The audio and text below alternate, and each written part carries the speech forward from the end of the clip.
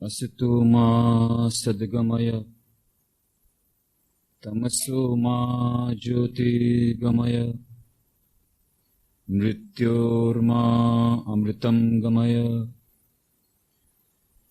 ओम शांति शांति शांति।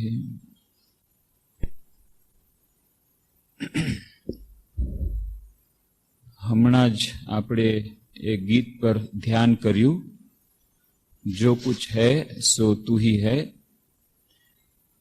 साधारण रीते આપણે સામાન્યતઃ આ ગીતના ધ્યાન પછીથી જ આપણી ચર્ચાનો પ્રારંભ કરીએ છીએ।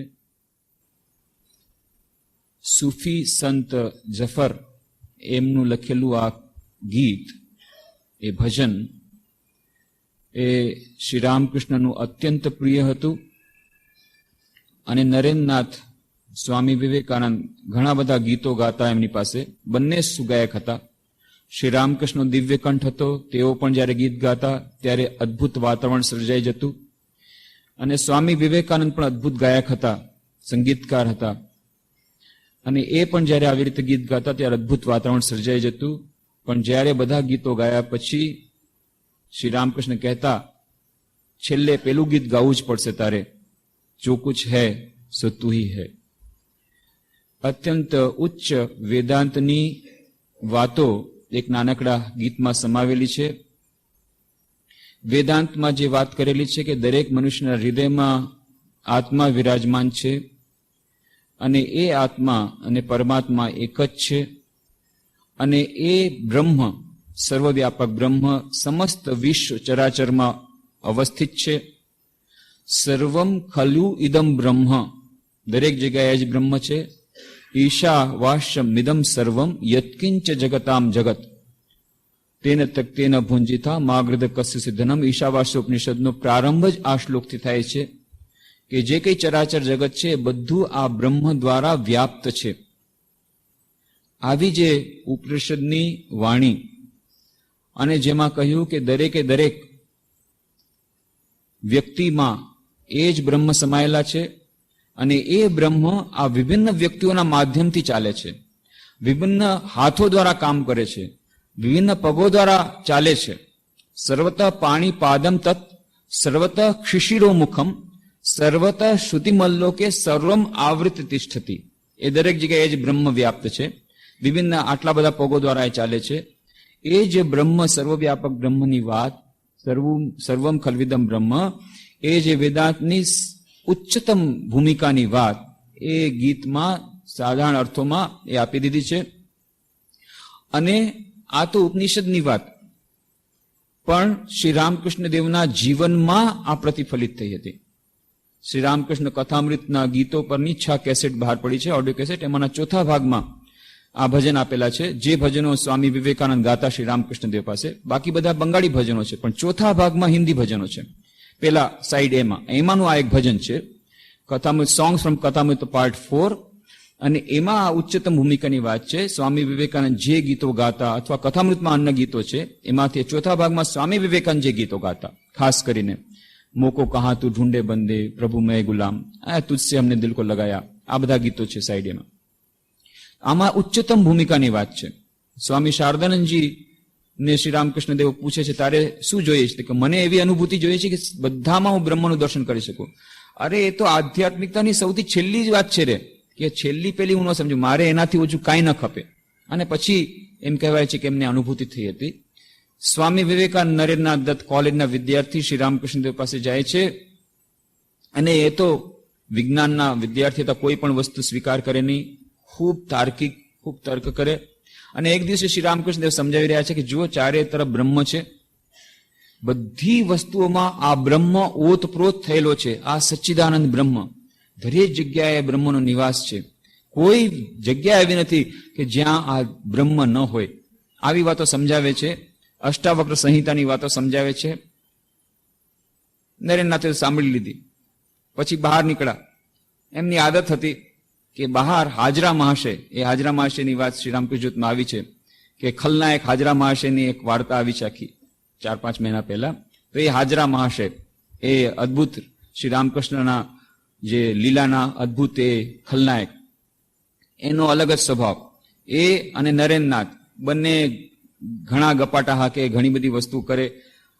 હાજરા મહારાજ સાથે નરેન્દ્રનાથને સારી ફ્રેન્ડશીપ છે. અને શ્રી રામકૃષ્ણ બહુ ઓછા અંગ્રેજી શબ્દો બોલી શકતા, માંડ 1 ડઝન અંગ્રેજી શબ્દો એમના આવડતા છે, બંગાળીમાં જ બોલતા. પણ આ 1 ડઝનમાંથી એક શબ્દ તો ફિરેન્ડ. અરે નરેન્દ્ર તો હાજરાનો ફેરેન્ડ છે, ફેરેન્ડ. તો એ ફેરેન્ડ હતા નરેન્દ્રનાથ. બહાર ગયા અને હાજરા મહારાજ સાથે અલગ મલગની વાતોમાં લાગી ગયા અને કે અરે રે આજે તો આ રામકૃષ્ણ દેવે પાછું એવી જ વાત, ગાંડપણની વાત શરૂ કરી દીધી. વચમાં ક્યાંથી ગાંડપણ આવી જાય, ક્યારેક ક્યારેક ડાયા બની જાય. બહુ સારી વાતો કરે, એટલી સરસ ઉચ્ચ વાતો કરે, વચમાં હાવ ગાંડા બની જાય. આજે વળી આ ગાંડા જેવી વાત કરે. શું કે બધી જગ્યાએ બ્રહ્મ છે. લ્યો, આ લોટો બ્રહ્મ, આ થાળી બ્રહ્મ, આ ખુરશી બ્રહ્મ, આ પલંગ બ્રહ્મ, આ બધું બ્રહ્મ. વાહ રે વાહ, વાહ રે વાહ. અને હાજરા વાગે વાહ રે વાહ, વાહ પલંગ, વાહ બ્રહ્મ પલંગ, વાહ બ્રહ્મ પલંગ, વાહ બ્રહ્મ લોટા, વાહ બ્રહ્મ થાળી. આમ કરીને બંને હસવા માંડી ગયા જોર જોરથી. ત્યાં શ્રી રામકૃષ્ણ આવ્યા, ધોતિયું સંભાળતા સંભાળતા, ભાવ અવસ્થામાં છે. શું કરો છો? લોટો બ્રહ્મ, થાળી બ્રહ્મ, વાહ તમારી વાત વાહ. તને વિશ્વાસ નથી આવતો? દરેક જગ્યાએ બ્રહ્મ છે. તમારી બધી વાતો ગાંડા જેવી. ત્યારે શ્રી રામકૃષ્ણ આવી અને નરેન્દ્રનાથને સ્પર્શ કરે છે. અને એ સ્પર્શમાં શું જાદુ હતો! આખું નરેન્દ્રનાથનું દૃષ્ટિકોણ બદલાઈ જાય છે. જ્યાં જુએ ત્યાં ખરેખર એમને બ્રહ્મ નજર પડે છે, ખરેખર ઈશ્વર નજર પડે છે. શું થઈ ગયું? આ ગાંડાએ શું કરી નાખ્યું? આ મારા મગજ ખતમ કરી નાખ્યો. આટલું બુદ્ધિમાન, કોઈને મારા મગજ ઉપર અસર ન કરવા દઉં, મારું મન આટલું કઠિન, શું થઈ ગયું? ઘરે જાય છે, માં ભુવનેશ્વરી દેવી જમવા માટે આપે છે થાળીમાં રોટલી, તો કે રોટલી બ્રહ્મ દેખાય છે, દાળ બ્રહ્મ દેખાય છે, શાક બ્રહ્મ દેખાય છે. શું ખાવું સમજમાં નથી આવતું. ચૂનમૂન બેઠા રહે છે. અરે ખા, તને શું થઈ ગયું છે આજે? શું ખાય? બધા ખાવામાં બ્રહ્મ, થાળીમાં બ્રહ્મ, ખરેખર બ્રહ્મ દેખાય છે. અત્યાર સુધી તો હસતા હતા કે થાળીમાં બ્રહ્મ, લોટામાં બ્રહ્મ, ખરેખર લોટામાં બ્રહ્મ દેખાય છે. પોતે પાગલ જેવા બની ગયા, ચારે તરફ બ્રહ્મ દેખાય છે. ઘરમાંથી બહાર નીકળી ગયા, રસ્તા ઉપર ચાલે છે. ત્યાં કાર્નિવાલસ ચોક છે, કાર્નિવાલસ ચોક કલકત્તામાં મુખ્ય ચોક છે.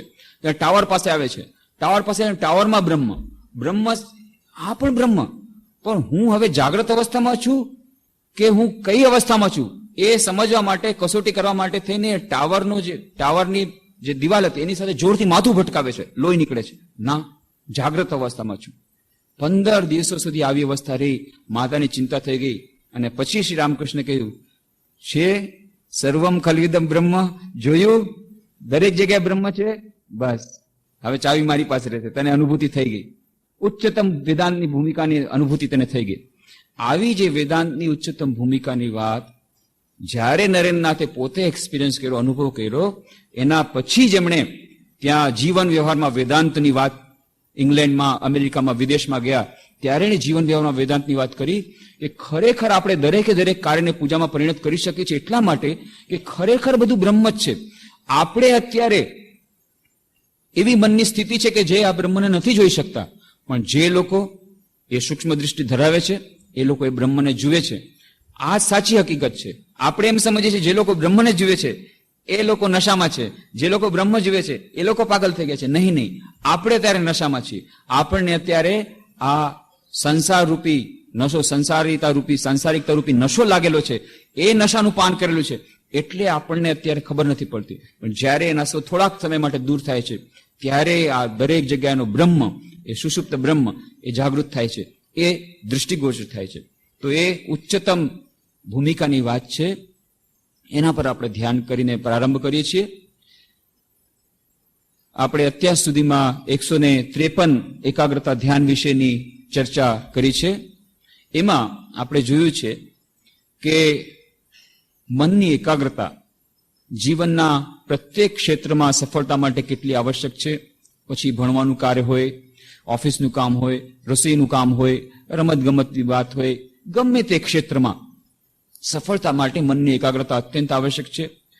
એટલું જ નહીં, મનુષ્ય અને મનુષ્યમાં ભેદ આ એકાગ્રતાનો ભેદ છે. મનુષ્ય અને પશુમાં ભેદ આ એકાગ્રતાનો ભેદ છે. અસાધારણ મનુષ્ય અને સાધારણ મનુષ્યનો ભેદ એ પણ એકાગ્રતાની માત્રાનો ભેદ છે. આ બધી વિસ્તારની ચર્ચા આપણે કરી હતી. શ્રી રામકૃષ્ણ જ્યોતના જુલાઈના અંકના સંપાદકીયમાં એકાગ્રતા સફળતાની ચાવી એ વિસ્તારથી આપેલી છે, એટલે આપણે એનું અત્યારે પુનરાવર્તન નહીં કરીએ, પણ એ જીવનની સફળતા માટે, દરેક ક્ષેત્રમાં સફળતા માટે એકાગ્રતાનું મહત્વ આપણે સમજી લીધું છે. એકાગ્રતા અને ધ્યાન એ બંને કેવી રીતે એકબીજાના પરિપૂરક છે અને એનું બંનેનું સૂક્ષ્મ અંતર પણ શું છે એ પણ આપણે જોયું છે. બંને એકબીજાના કેવી રીતે પરિપૂરક છે એ પણ જોયું છે. ધ્યાન કેવી રીતે આજે કેટલા બધા ક્ષેત્રોમાં મહત્વનો ભાગ ભજવી રહ્યું છે. સ્ટ્રેસ મેનેજમેન્ટ માટે એ લોકો હવે ધ્યાનનો ઉપયોગ કરી રહ્યા છે. ડોક્ટર દીપક ચોપરાની વાત કરી, ઘણા પુસ્તકો અમે લખ્યા છે. એ the ageless body and the timeless mind એક પુસ્તક છે. The quantum healing, the perfect health, ઘણા બધા પુસ્તકો છે. બીજા ઘણા બધા ડોક્ટર્સના પુસ્તકો છે.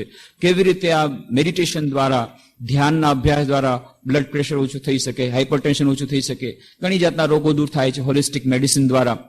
હોલિસ્ટિક મેડિકલ સાયન્સ આખું આવી રહ્યું છે, એની આપણે વાત કરી હતી. મેનેજમેન્ટના ક્ષેત્રમાં કેવી રીતે આ ધ્યાનના વિભિન્ન પ્રયોગો થઈ રહ્યા છે. મિસ્ટર થાઇસન એમણે પુસ્તક લખ્યું છે ધ કુંડલિની યોગા ઉપર. એમાં ડચ ઓર્ગેનાઇઝેશન્સમાં, ડચ સંસ્થાઓમાં, જે બિઝનેસ સંસ્થાઓ જે છે એમાં કેવી રીતે આ કુંડલિની યોગનું એ લોકો એનું એપ્લિકેશન કરી રહ્યા છે, એનો વ્યવહાર કરીને ધ્યાનથી કેટલી બધી એ લોકોને એમાંથી એના લાભો ઉઠાવી રહ્યા છે, એની વાત આપણે કરી હતી. એ મેન્ચેસ્ટર બિઝનેસ સ્કૂલમાં એ લોકો બ્રેઇન સ્ટોર્મિંગ સેશન કરે એની પહેલા એ લોકો ધ્યાનનો પ્રયોગ કરી રહ્યો છે અને એમાં એ લોકોને બ્રેઇન સ્ટોર્મિંગ સેશનમાં ઘણી સફળતા મળી રહી છે. શૈક્ષણિક ક્ષેત્રે પણ વિભિન્ન સ્કૂલ, કોલેજીસમાં, સંસ્થાઓમાં એકાગ્રતા ધ્યાન એક કમ્પલસરી સબ્જેક્ટ બની રહ્યો છે. હોલેન્ડમાં મિસ્ટર એસ જોઆ એમણે એક્સપેરિમેન્ટ કર્યો. 1 વર્ષ માટે થોડાક વિદ્યાર્થીઓને તેમણે ધ્યાનનો અભ્યાસ કરાવ્યો અને બાકી વિદ્યાર્થીઓને ધ્યાનનો અભ્યાસ ન કરાવ્યો. અને પછી જોવામાં આવ્યું કે જે વિદ્યાર્થીઓને ધ્યાનનો અભ્યાસ 1 વર્ષ માટે કરવામાં આવ્યો હતો એ લોકોના એચિવમેન્ટમાં, એ લોકોના દરેકે દરેક પ્રકારના ક્ષેત્રમાં એ લોકોની સફળતા વધી ગઈ. ભણવાના ક્ષેત્રમાં જ નહીં, ભણવા પણ એ લોકોને વધારે માર્ક્સ મળ્યા, રમત ગમતમાં આગળ વધ્યા, દરેક રીતે એ લોકોની એકાગ્રતા વધી ગઈ. આવી રીતે એ લોકોએ એક્સપેરિમેન્ટ્સ કર્યા અને એક્સપેરિમેન્ટ્સ કર્યા પછી હોલેન્ડની કેટલીક સ્કૂલમાં, ઇંગ્લેન્ડમાં, અમેરિકામાં કેટલીક યુનિવર્સિટીઝમાં, હાર્વર્ડ યુનિવર્સિટીમાં, એ દરેક જગ્યાએ હવે આ મેડિટેશન, ધ્યાન એક અત્યંત મહત્વનો વિષય બની રહ્યો છે. અને આવી રીતે જે વાત સ્વામી વિવેકાનંદજી કરી હતી આજથી 100 વર્ષ પહેલા કે એકાગ્રતા એ સફળતાની ચાવી છે અને એકાગ્રતા ધ્યાનની જે મહત્વની વાત કરી હતી, જે આજે પણ આપણી શિક્ષણ પદ્ધતિમાં આપણે દાખલ નથી કરી શક્યા. અને સ્વામીજીએ ત્યારે કહ્યું હતું કે જો મને ફરીથી મને પોતાને જો અધિકાર આપવામાં આવે કે તમે પોતે કેળવણીનું સંચાલન કરો, તો સૌથી પહેલા તો હું આ પ્રકારની કેળવણી ન લઉં. સૌથી પહેલા મનને એકાગ્ર કરતા શીખું અને પછી હું મારી ઈચ્છા પ્રમાણે બધી માહિતીનો સંચય કરી શકીશ. તો સ્વામી વિવેકાનંદ જે એકાગ્રતા ધ્યાનનો મહત્વની વાત કરતા હતા, ધીરે ધીરે આપણને સમજાઈ રહ્યું છે. આ એકાગ્રતા ધ્યાન આપણી શૈક્ષણિક પદ્ધતિમાં જ દાખલ થવી જોઈએ, પણ નથી થઈ રહી. એટલા માટે આપણે વિસ્તારથી આની ચર્ચા કરી રહ્યા છીએ. અને એકાગ્રતા ધ્યાનના વિભિન્ન ક્ષેત્રોમાં કેવી રીતે ધ્યાનના વિભિન્ન પ્રકારો, જૈન ધર્મ પ્રમાણે, બૌદ્ધ ધર્મ પ્રમાણે, તાઓઇઝમ પ્રમાણે, આપણા વેદાંતિક પ્રમાણે, વિશિષ્ટાદ્વૈત પ્રમાણે, અદ્વૈત પ્રમાણે, દ્વૈત પ્રમાણે, રૂપ ધ્યાન, ગુણ ધ્યાન, લીલા ધ્યાન, લીલા ચિંતન, આ બધા વિભિન્ન પ્રકારના ધ્યાનોની આપણે ચર્ચા કરી હતી.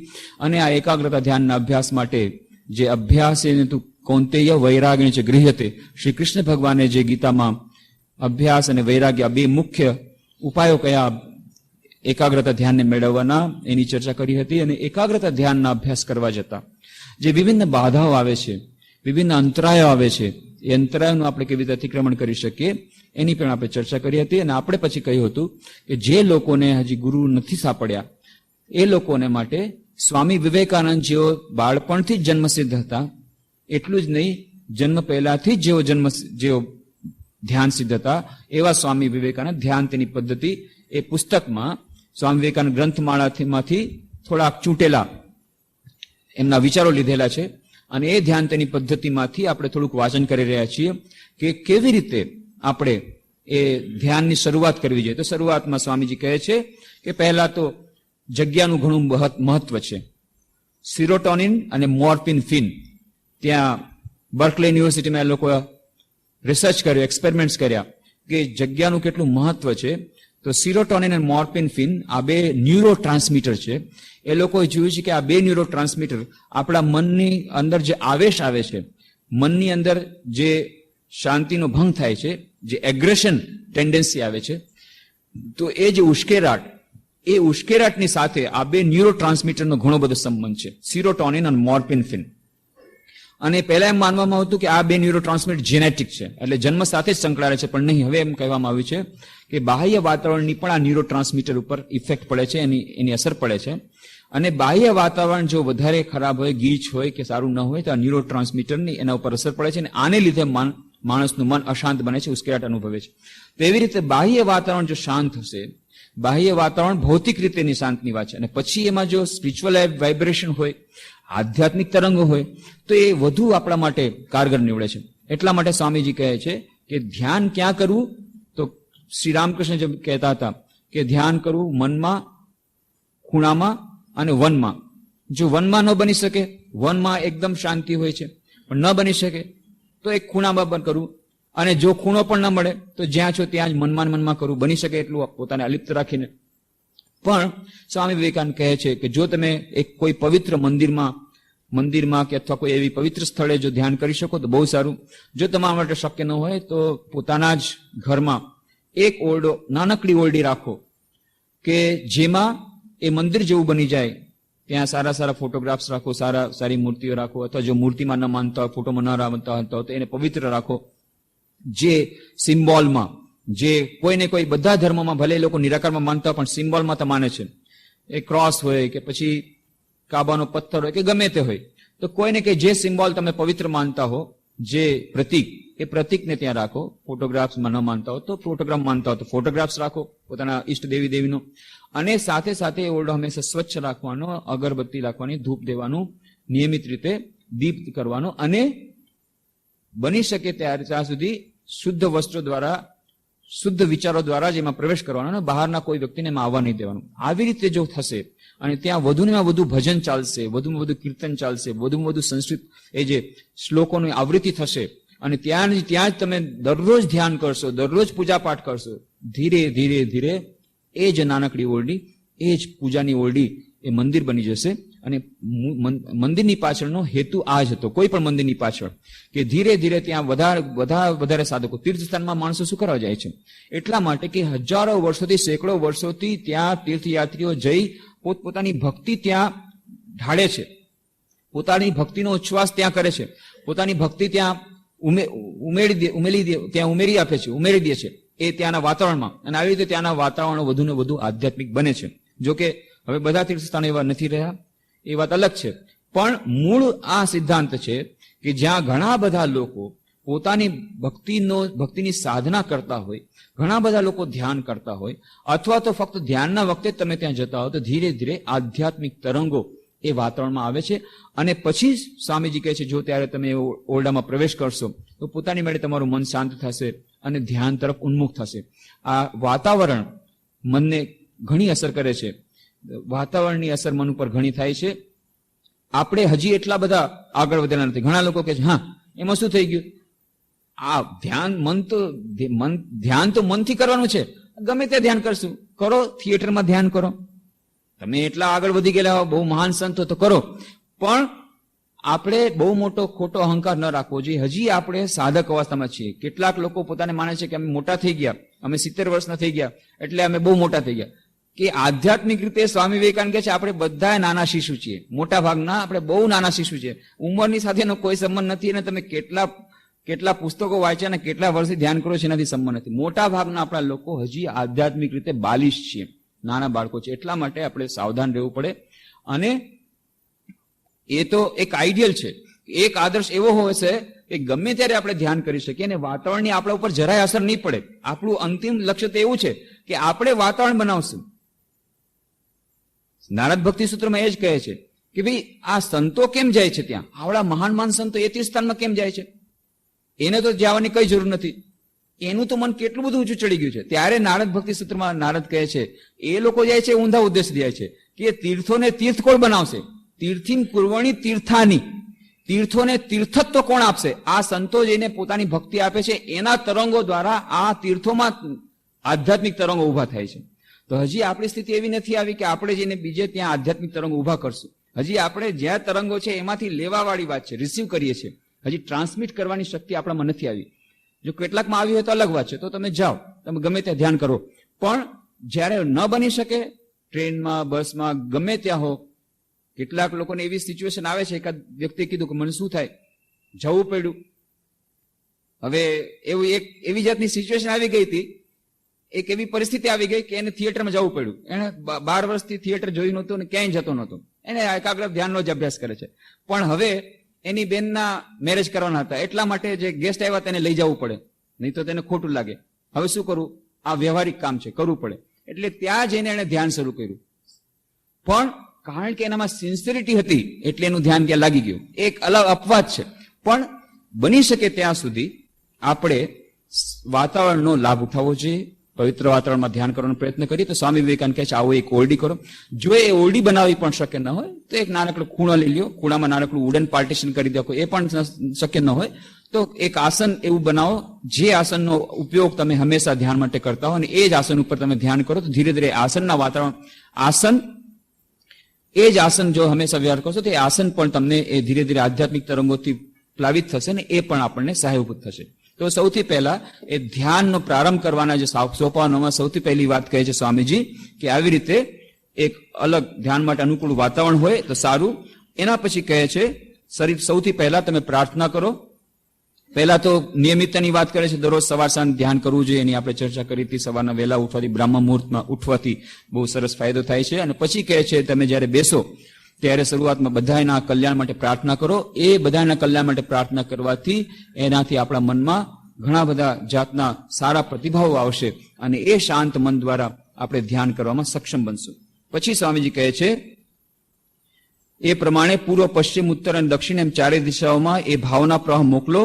એ ભાવના તમે જેમ વધારે કરશો તેમ તમને પોતાને વધુ ફાયદો થશે.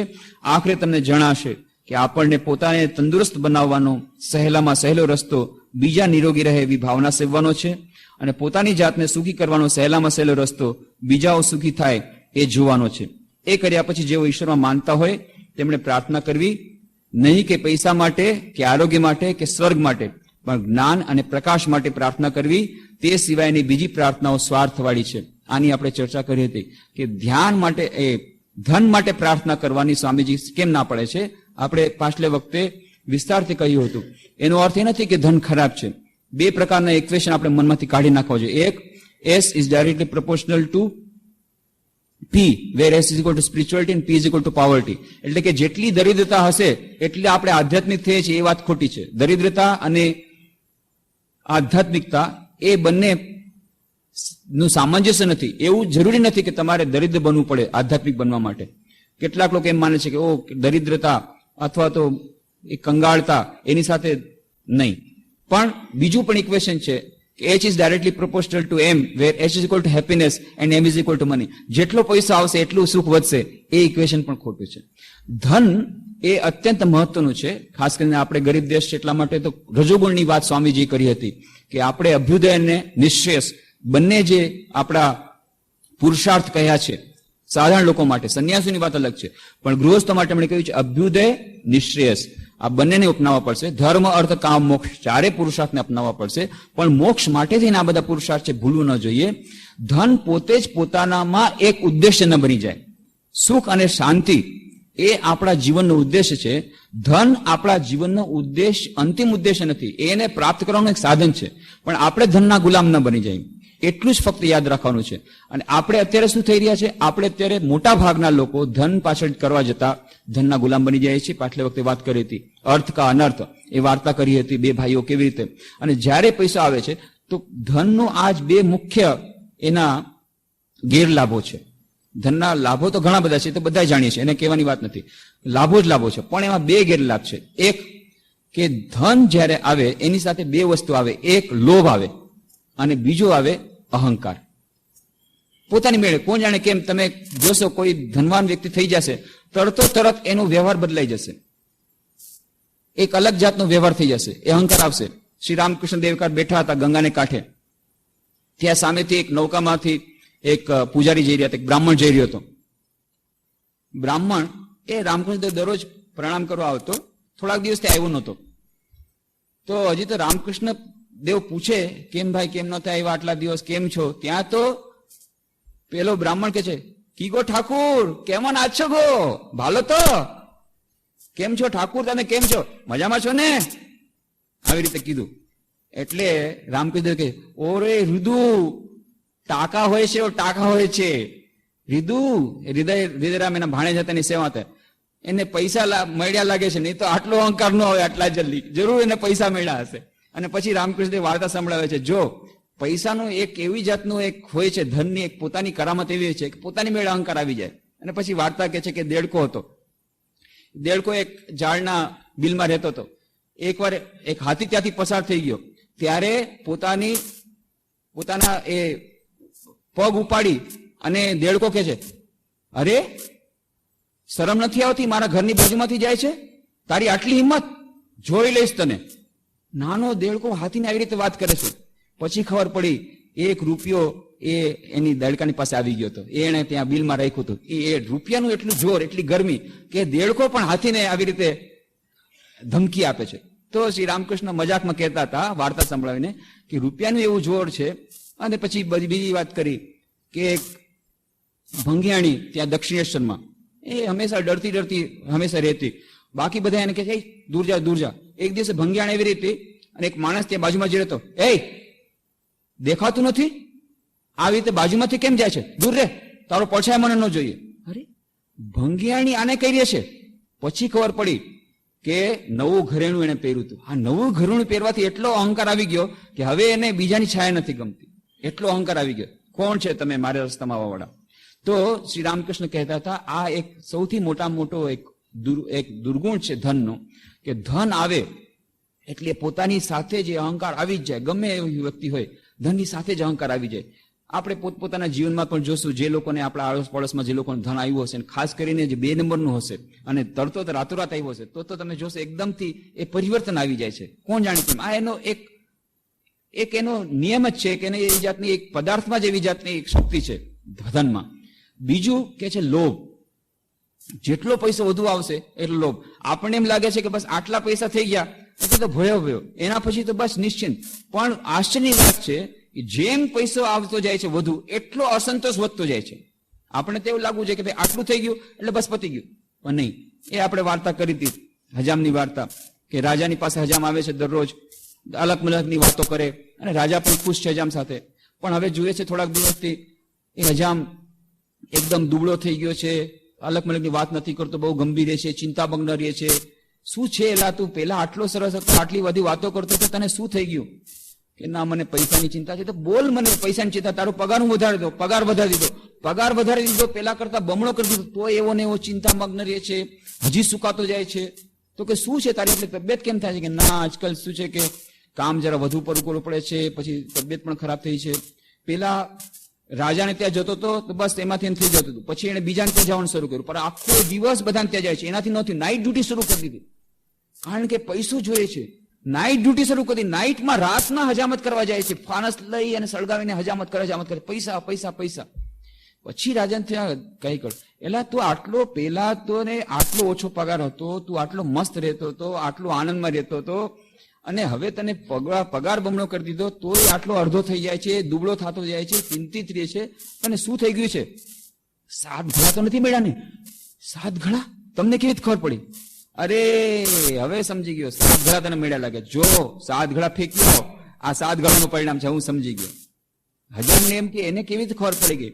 એક દિવસે જતો હતો એ ગામની બહાર, ત્યાં એક ઝાડ નીચે બેઠો હતો, ત્યાં ઝાડમાંથી પ્રેતે કીધું, 7 ઘડા જોઈએ છે? સોના મોના 7 ઘડા જોઈએ છે? બોલ તો આપું. 7 ઘડા કોણ નો છે? હા મને આપો, પણ જો અત્યારે લઈ જાવ, કોઈને કહેવાનું નહીં હો. ના ના, કોઈ નહીં કહું, મને આપો.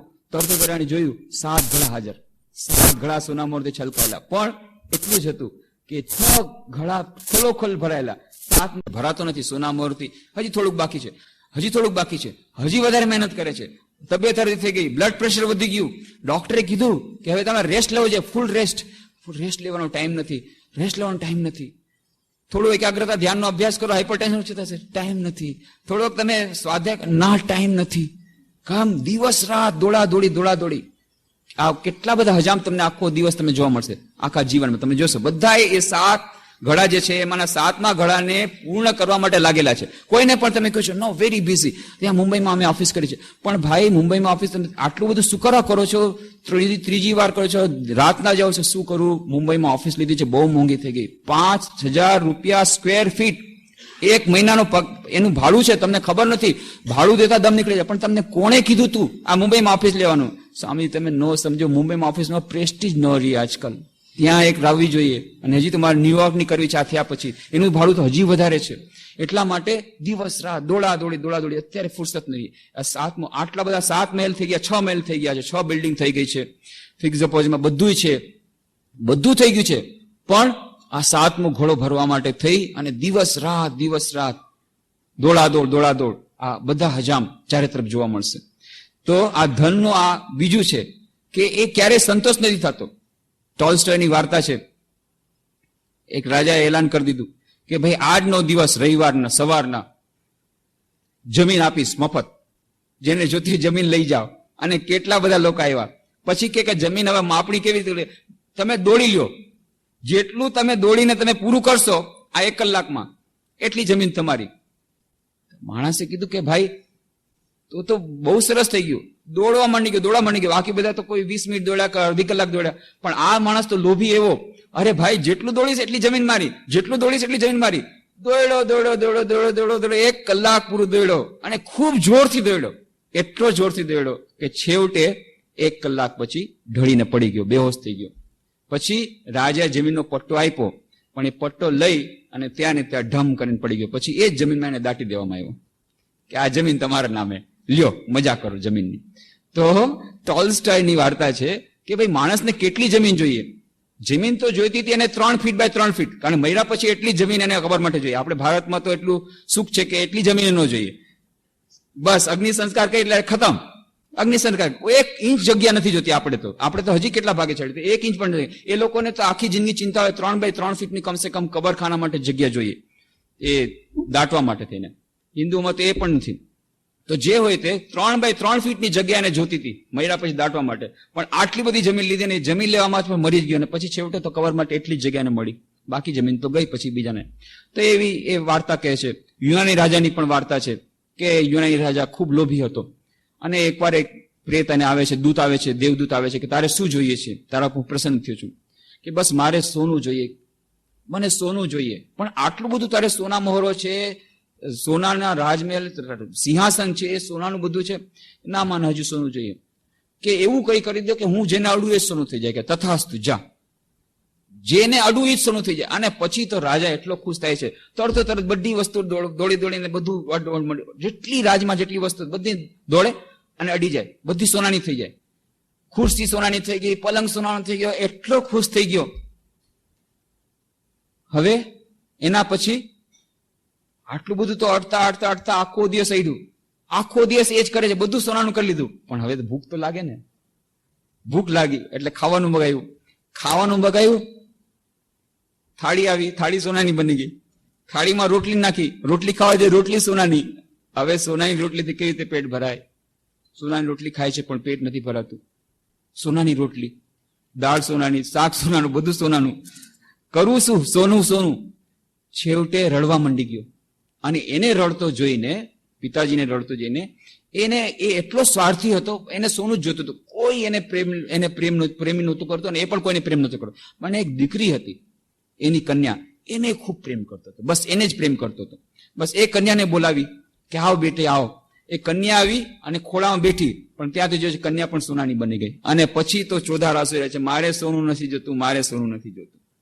આ વાર્તા યુનાની રાજાની છે. કહેવાનો અર્થ છે કે ધન દ્વારા આ 2 વસ્તુઓ જે મુખ્ય એના જે ગેરલાભો છે, એક ધન એટલે લોભ લાવે છે, અહંકાર લાવે છે. આ 2 થી જો બચી શકીએ તો શ્રી રામકૃષ્ણ કહે છે એના સદુપયોગ પણ છે, દાન પુણ્યમાં કામ આવે. અને બાકી તો ઘણા લોકો કહે છે અમે થોડી અમારા માટે કમાય છે, અમે દાન પુણ્ય કરવા માટે જ કમાય છે. એ બધી ખોટી વાત છે. દાન પુણ્ય 1% પણ નથી કરતા. પહેલા શરૂઆતમાં કે આખી સેલેરી આપી દેશ, સ્વામીજી મને મળશે ને આખી સેલેરી તમને જ આપી દે. પછી કે ના 10% આપીશ. પછી જેમ પેલા ક્રિશ્ચિયનની વાત કરી, ક્રિશ્ચિયન ફાધરની પાસે ગયો તો બસ ફાધર મને નોકરી અપાવી દો, જો નોકરી અપાવશો તો 10% હું એમાંથી ઇન્કમ મારી તમને આપી દઈશ, દાનમાં આપી દઈશ.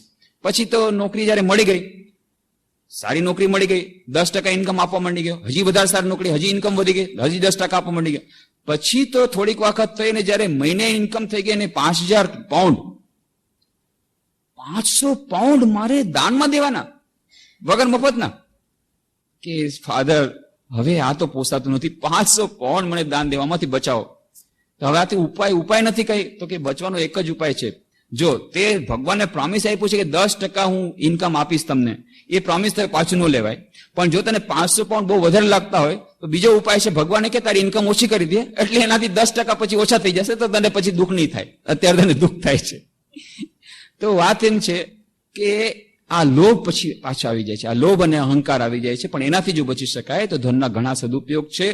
અને સ્વામી વિવેકાનંદે કહ્યું છે, પણ સ્વામી વિવેકાનંદ કહે છે ધન માટે તમે પુરુષાર્થ કરો. ઈશ્વર પાસે ધન માટે જવાની જરૂર નથી. તમારે પાસે પુરુષાર્થ છે, તમે પુરુષાર્થ દ્વારા ધનની પ્રાપ્તિ કરો. આરોગ્ય માટે ડોક્ટર છે, એની પાસે જાઓ. પણ જેની પાસેથી અનંત સુખ અને અનંત શાંતિ મળી શકતી હોય, શાશ્વત સુખ અને શાશ્વત શાંતિ જેની પાસેથી મળી શકતી હોય, એના પાસેથી તમે સીમિત વસ્તુ માંગો કે જેનું મૂલ્ય ફક્ત મેક્સિમમ 100 વર્ષ છે, એના પછી તમારી સાથે રહેવાનું નથી. કોઈ પણ જમીન, કોઈ પણ ધન કે ગમે તે વસ્તુ તમે માગશો, આરોગ્ય પણ માગશો, તો આરોગ્ય માગીને તમે 100 વર્ષ, 120 વર્ષ, બહુ મોટા હઠયોગી થશો તો 150 વર્ષ સુધી જીવતા રહેશો, પછી તો આ શરીર ચાલ્યું જશે. પછી એ વરદાનની કોઈ કિંમત નથી. તો પ્રાર્થના કરતી વખતે તમારે જરા સાવધાન રહેવું છે. પ્રાર્થના વખતે, ધ્યાન વખતે ખાસ કરીને, કારણ કે ધ્યાન વખતે એમ કહેવાય છે કે જયારે મન કોન્સન્ટ્રેટેડ હોય છે, તો કલ્પતરુ ની પાસે તમે બેઠેલા હો તો ભગવાન તો તમે જે ચાહશો એ મળશે. પણ પછી એનો તમારી પાસે ઉપયોગ થશે કે દુરુપયોગ, એ તમારે પોતાને જોવાનું છે. એ નાકવાળી વાર્તા આપણે કરી હતી કે પ્રાર્થના તમે કરશો એ તો જરૂર પડશે, પણ પછી એનાથી તમને ફાયદો થશે કે નુકસાન. અત્યારે આપણને લાગે છે આ સ્વામી વિવેકાનંદ કેવી વાત કરે છે. બોલો, આપણે તો ધન માટે અને આરોગ્ય માટે જ પ્રાર્થના કરીએ છીએ, અને અહીંયા વળી શીખવાડે છે કે ના, ધન આરોગ્ય માટે પ્રાર્થના નહીં કરવાની. આપણને સમજાતું નથી. પણ જયારે આપણે ઊંડાણથી વિચાર કરશું કે એમાં આપણું જ કલ્યાણ રહેલું છે. ક્યારેક ક્યારેક આપણને પ્રાર્થના કરતા નથી આવડતી, અને આપણા મોટા ભાગના દુઃખોનું, વિપત્તિઓનું કારણ હોય છે આપણી પોતાની પ્રાર્થના, નથી જાણતા. અને પછી જયારે વિપત્તિ આવે છે ત્યારે કે મને ભગવાનનો વિશ્વાસ નથી, કેવો ક્રૂર છે, મારા ઉપર આટલી દુઃખ આપે છે. પણ એ નથી જાણતા કે આ ક્રૂરતા ભગવાને કરી તમારી પ્રાર્થના સાંભળીને કરી હતી.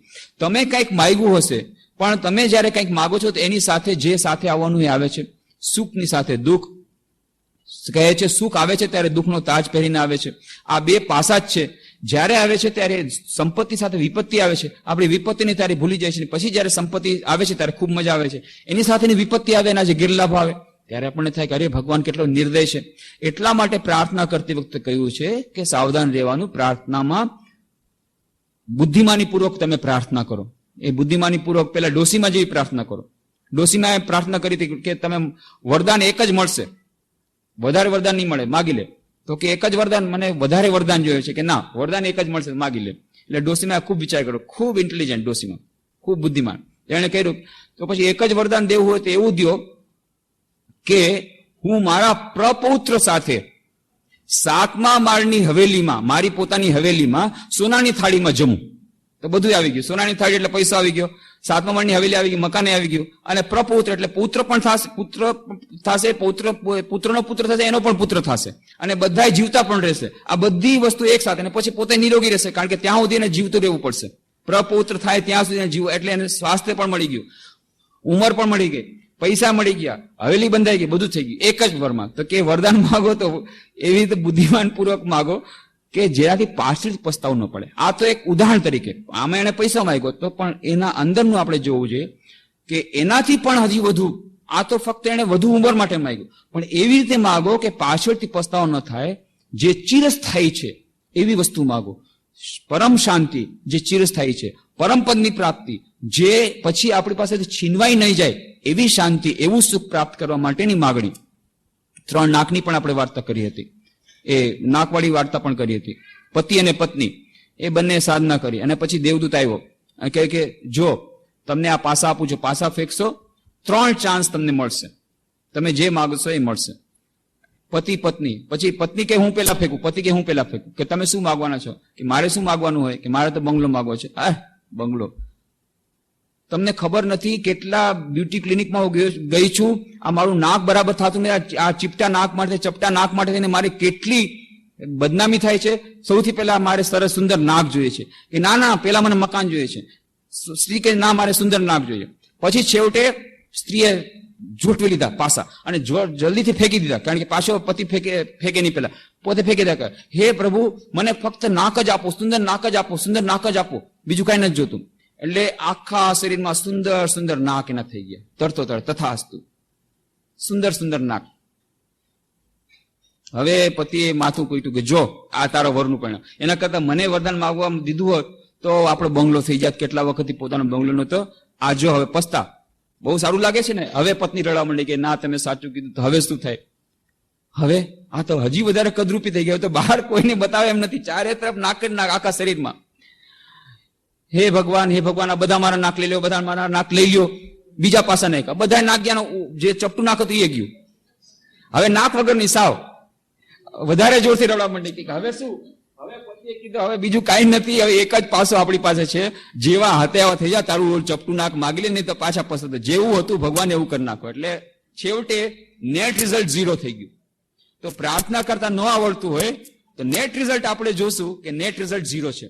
એટલા માટે સ્વામી વિવેકાનંદ કહે છે કે ધ્યાન વખતે પ્રાર્થના કરતા પહેલા શરૂઆતમાં તમે એવી રીતે પ્રાર્થના કરો, ધન માટે નહીં, આરોગ્ય માટે નહીં, પ્રાર્થના કરો જ્ઞાન અને પ્રકાશ માટે પ્રાર્થના કરવી. જે પ્રાર્થના એમણે પોતે કરી હતી મા કાળી પાસે, મા મને જ્ઞાન આપો, ભક્તિ આપો, વિવેક આપો, વૈરાગ્ય આપો, જેને કારણે વિવેકાનંદના, કારણ કે એમણે વિવેક માંગ્યો હતો. ત્યારે તો કેવી પરિસ્થિતિ હતી, પિતાનું મૃત્યુ થઈ ગયું હતું, ઘરે પોતાના નાના ભાઈઓ બહેનો ભૂખે મળતા હતા. એમ છતાં તેમણે અને શ્રી રામકૃષ્ણ કીધું તું જે માગીશ તને મા આપશે, જગન્માતા. અને જગન્માતાના દર્શન પણ થઈ ગયા. ત્યારે જો ધારત તો મહાન પૈસા, મોટા પૈસા વાળા બની શકત, ધન માગી શકત. અને ધન માગવા જ ગયા હતા, 3 વાર ગયા, પણ માગી ન શક્યા. માગ્યું જ્ઞાન, ભક્તિ, વિવેક અને વૈરાગ્ય. વિવેક માગ્યો તો એટલા માટે વિવેકાનંદભાઈના આજે આખું વિશ્વ એમને ચરણે પડે છે. તો માગતા આવડવું જોઈએ. તો સ્વામી વિવેકાનંદ કહે છે પ્રાર્થના કરો, જ્ઞાન અને પ્રકાશ માટે પ્રાર્થના કરવાની, તે સિવાયની બીજી પ્રાર્થનાઓ સ્વાર્થવાળી છે, કમસે કમ ધ્યાનના સમયમાં તો એ સ્વાર્થવાળી પ્રાર્થના ન કરવાની. પછી સ્વામીજી કહે છે થોડો સમય માત્ર બેસી રહો અને મનને દોડવા દો. તમે ફક્ત બેઠા બેઠા જોયા કરો. કહેવત છે કે જ્ઞાન એ શક્તિ છે, અને એ વાત સાચી છે. જ્યાં સુધી તમે જાણો નહીં કે મન શું શું કરે છે, ત્યાં સુધી તમે તેને કાબુમાં ન લઈ શકો. તેની લગામ છૂટી મૂકી દો. મનમાં અનેક ઘૃણાજનક વિચારો આવશે. એ જોઈને તમને આશ્ચર્ય થશે કે તમને આવા વિચારો આવ્યા, પણ તમને જણાશે કે દિવસે દિવસે મનના ઉછાળા ઓછા ને ઓછા થતા જાય છે, દિવસે દિવસે વધુ ને વધુ શાંત થતું જાય છે. ઘણા ભાઈ બહેનો આવીને કહે છે કે સ્વામીજી ઉલટાનું ધ્યાન કરવામાંથી ઉલટાના ઉલમાંથી ચૂલમાં પડ્યા. પેલા આટલા આવા ખરાબ વિચારો નતા આવતા, અને ખાસ કરીને ધ્યાન કરવા બેસી ત્યારે જ કેવા કેવા વિચારો આવે, કોઈ દિવસ વિચાર્યા નહીં હોય એવા વિચારો આવે. તો સ્વામીજી કહે છે આવશે, ચિંતા નહીં કરો. સૌથી પહેલા ધ્યાન શરૂ કરતા પહેલા થોડા પોતાના મનને ઓબ્ઝર્વ કરો, વિટનેસ તરીકે, સાક્ષી તરીકે. જે વિચાર આવે છે આવવા દો, એના ઉપર તમે નિયંત્રણ ન કરો, ફક્ત જોયા કરો. આ પોતાનું મન શું કરે છે એ જોવું એ પણ પોતાનામાં એક શક્તિ છે. તો કેવી રીતે મનનું નિરીક્ષણ કરવાનું છે? સીઆઈડી ઓફિસર તરીકે કરવાનું છે, પોલીસ ઓફિસર તરીકે નહીં. પોલીસ ઓફિસર અને સીઆઈડી ઓફિસર બેમાં ભેદ છે. પોલીસ ઓફિસર ચોરની પાછળ જાય છે, જુએ છે કે ચોર ચોરી કરે, તરત જ આખો બટાલિયન લઈ અને પકડી પાડે છે. પણ સીઆઈડી ઓફિસર એ તરતો તરત ત્યાં જતા નથી, ફક્ત નોટ કરે છે, ચોર ક્યાં ગયો, શું કર્યું, શું ખોયલું, કઈ જગ્યાએ ગયા, એની મુવમેન્ટ્સ નોટ કરે છે. એવી જ રીતે આપણે મનને રોકવું નથી, જે કરતું એ કરવા દો, જેવા વિચાર કરતું એ કરવા દો, ભલે ગમે એવા વિચાર કરે, પણ ફક્ત નોટ કરવાનું છે સાક્ષી રૂપે, સીઆઈડી ઓફિસર રૂપે ક્યાં ક્યાં જાય છે. મન બહુ જ બુદ્ધિમાન છે, આપણું અચેતન મન. આપણા મન દ્વારા જ મનનો આપણે નિયંત્રણ કરવાનું છે. આપણું મન ત્યારે સમજી જાય છે કે કોઈ સીઆઈડી ઓફિસર મારી પાછળ છે. જ્યારે ચોરને ખબર પડશે સીઆઈડી ઓફિસર મારી પાછળ છે, પોતે સાવધાન થઈ જાય છે પોતાની મેળે, કોઈક મોમેન્ટ મારો પીછો કરી રહ્યું છે. તો આપણું મન જ્યારે સમજી જશે કે આ બીજું મારું મન, ચેતન મન આવી રીતે ઓબ્ઝર્વ કરી રહ્યું છે કે હું શું શું કરી રહ્યો છું, કેવા વિચારો કરી રહ્યો છું, એનાથી એ સાવધાન થઈ જશે. આપણને પણ ખબર પડશે કે આપણા અચેતન મનમાં કેવી જાતના સંસ્કારો રહેલા છે, કેવી જાતના વિચારો રહેલા છે. અને જ્ઞાન એ પ્રથમ એ આપણી મોટી શક્તિ છે. જ્યારે આપણને ખબર પડશે આપણી વીકનેસીસ શું છે. એક સંન્યાસીને પૂછવામાં આવ્યું, vote is your point of strength? તમે આધ્યાત્મિક જીવનમાં તમને આટલી સફળતા મળી, એ જે સફળતાનું રહસ્ય શું છે? તમારી એવી કઈ શક્તિ છે? What is your point of strength? એને બહુ સુંદર જવાબ આપ્યો, I know the point of my weakness and that is my strength. હું જાણું છું મારા મનમાં કઈ કઈ નિર્બળતા છે અને એ જ મારી શક્તિ છે, એ જ મારા માટે બળવાન, એ મારા માટે મને બળ પ્રદાન કરે. કારણ કે હું જાણું છું કે મારું મન કઈ કઈ રીતે નિર્બળ છે, એટલા માટે મને સાવધાન થવામાં મદદરૂપ નીવડે છે.